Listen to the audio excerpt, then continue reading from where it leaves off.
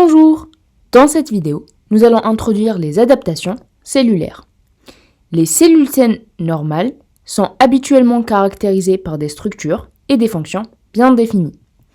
Mais lorsqu'elles sont soumises à des exigences et à un stress accru, ces cellules peuvent s'adapter pour maintenir un état stable. C'est l'homéostasie. Ceci est possible grâce à un mécanisme spécifique, l'adaptation cellulaire, qui est une réponse réversible impliquant des modifications structurelles ou fonctionnelles permettant de répondre à des exigences physiologiques ou pathologiques. Voici deux exemples de ces adaptations cellulaires. Lors de la grossesse, qui est un état physiologique normal, l'utérus change de forme et s'adapte en augmentant sa taille. En cas d'hypertension artérielle, les cellules myocardiques augmentent de taille, constituant alors un ventricule gauche plus épais, capable de s'adapter au travail cardiaque accru.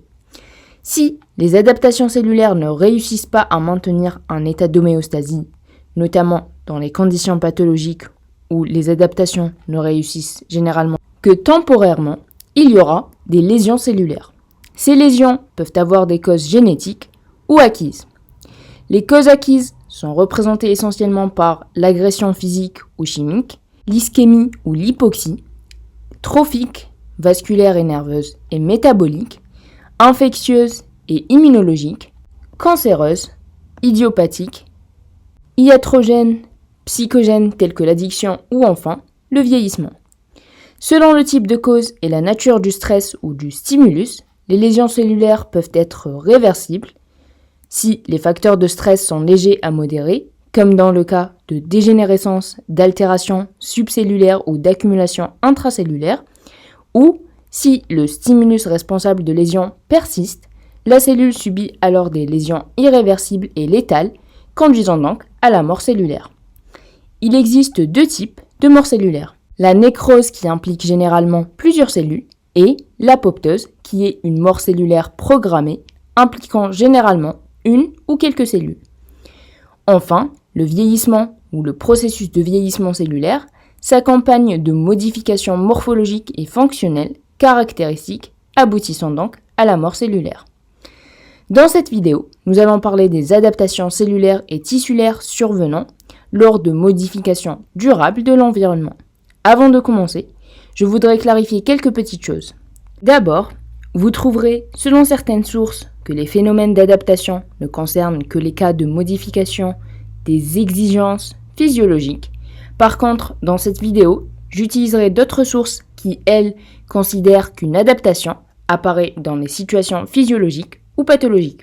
Vous trouverez peut-être aussi que réponse adaptative et lésion adaptative ne constituent pas la même chose. Alors, pour clarifier la situation, après plusieurs recherches, je n'ai pas vraiment trouvé une source qui expliquait la différence entre les deux.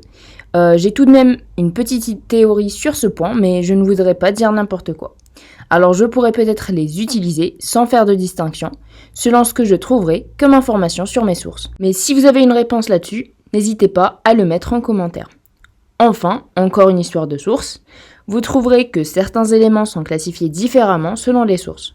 Je vous donne l'exemple des accumulations intracellulaires qui peuvent être considérées selon les sources comme étant une lésion réversible ou une adaptation ou encore un processus à part comme pour le vieillissement cellulaire. Je vous conseille donc de suivre votre cours et pour ma part, j'essaierai de m'en tenir à une seule source sur ces points. Comme nous l'avons vu, une cellule s'adapte à son environnement pour éviter une lésion. Une cellule qui s'est adaptée n'est ni normale ni lésée. Elle constitue plutôt un état intermédiaire entre les deux. Il y a alors génération d'un nouvel état stable, altéré certes par rapport à la situation normale, mais stable.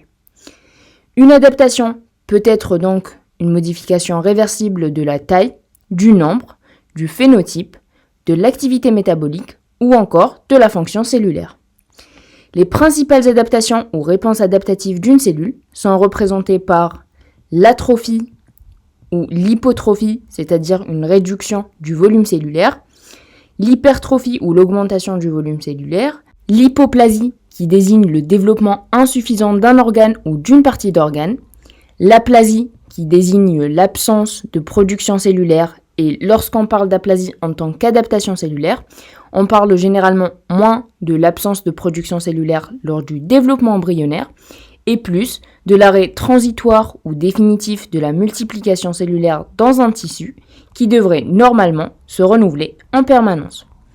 L'hyperplasie, qui constitue l'augmentation du nombre des cellules d'un tissu ou un organe, la métaplasie, c'est-à-dire le remplacement d'une cellule mature par un autre type cellulaire dont la localisation est anormale, la dysplasie, qui désigne l'anomalie du développement des tissus ou d'organes survenant avant la naissance en causant alors des déformations, ou après la naissance, lors de maturation d'un tissu à renouvellement rapide et qui peut constituer alors un état précancéreux. Et enfin, la dystrophie, qui constitue un trouble de la nutrition d'un organe ou d'une partie anatomique et qui est généralement d'origine hormonale ou métabolique. Ça en fait beaucoup, mais si vous ne trouvez pas un de ces termes dans votre cours, ce n'est pas grave, ne vous inquiétez pas. Pour différencier entre les termes, par exemple, de dysplasie et de dystrophie, ou d'aplasie et d'atrophie, rappelez-vous que plasie, c'est l'action de façonner quelque chose. Dans notre cas, c'est la formation d'un tissu ou le développement d'un organe, alors que trophie désigne la nourriture. C'est-à-dire que quand on parle, par exemple, d'hypertrophie, il y a excès ou augmentation de la nutrition d'un organe, ce qui induit l'augmentation de son volume.